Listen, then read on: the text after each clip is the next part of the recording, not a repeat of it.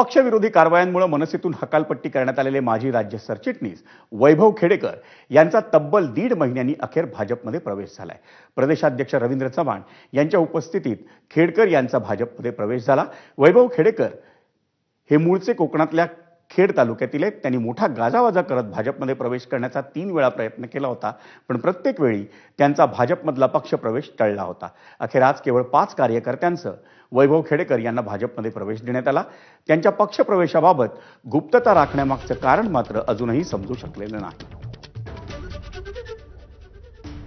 सन्माननीय प्रदेशाध्यक्ष रवींद्र भाऊ चव्हाण यांच्या उपस्थितीमध्ये माझा या ठिकाणी पक्षप्रवेश होतोय। यासाठी मी रवींद्र भाऊंना मनापासून धन्यवाद व्यक्त करतो। खरं तर हा कोकणातला पक्षप्रवेश बऱ्याच अर्थाने चर्चेला गेला होता। पक्षप्रवेशाचा या ठिकाणी कार्यक्रम होतोय। मला भारतीय जनता पार्टीमध्ये आपण सामावून घेतलं त्याबद्दल मी आपल्या मनापासून या ठिकाणी आभार मानतो। भारतीय जनता पार्टी यापुढे पूर्वीपासून कोकणामध्ये होतीच, पण यापुढे कोकणामध्ये प्रत्येक स्थानिक स्वराज्य संस्थेमध्ये भारतीय जनता पार्टीचा झेंडा फडकेल हे तुम्हाला मी वचन या ठिकाणी देतो।